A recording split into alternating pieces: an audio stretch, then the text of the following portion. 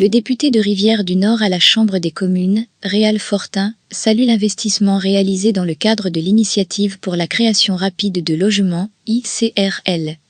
Ça concerne, j'aimerais vous expliquer c'est quoi ces logements-là, puis quelle a été la participation du fédéral, de vous comme député de Saint-Véron. Oui. Ben, moi, personnellement, je n'ai pas mis d'argent là-dedans. Vous en attendiez bien, j'imagine. Mais oui, effectivement, le gouvernement fédéral a pris des engagements d'investir en logements sociaux.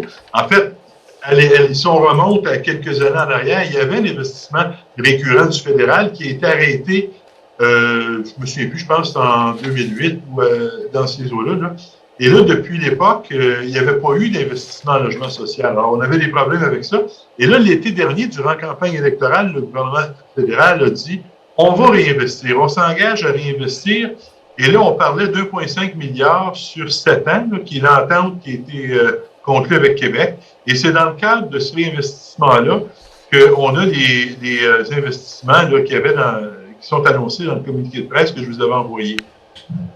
Et pour nous, évidemment, c'est à la grandeur du Québec. Pour nous, dans Rivière-du-Nord, on avait deux missions qui étaient touchées. La maison d'Ariane, qui va avoir un octroi pour 10 unités.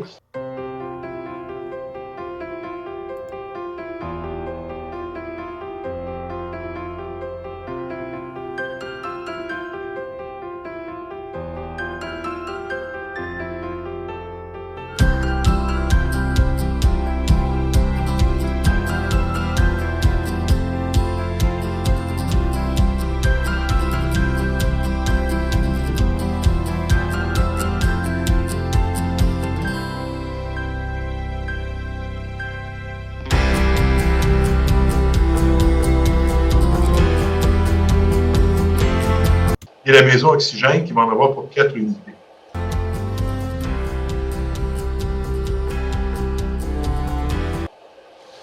Ce qui est une excellente nouvelle, là. Évidemment, ça ne complète pas l'ensemble de l'investissement fédéral. On en attend davantage, on a hâte que ce soit annoncé, mais c'est un pas dans la bonne direction. Mais selon vous, c'est pas suffisant, hein? À quelle hauteur? Non, c'est pas suffisant, c'est clair. Là, dans Rivière-du-Nord, on a un manque incroyable en matière de logement, là. Écoutez, on est, je pense, une des régions les plus sous-financées en matière de logement social. On en manque, je me souviens plus des chiffres exacts, je sais qu'il y a à peu près le tiers de la population qui est à loyer, qui n'a même pas les moyens de devenir propriétaire de son logement.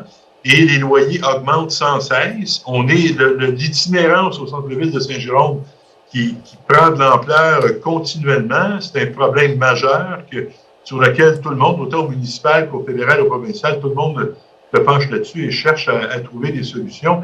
Alors non, c'est clair que 14 logements, ça ne règle pas tout. Là. On est loin du compte.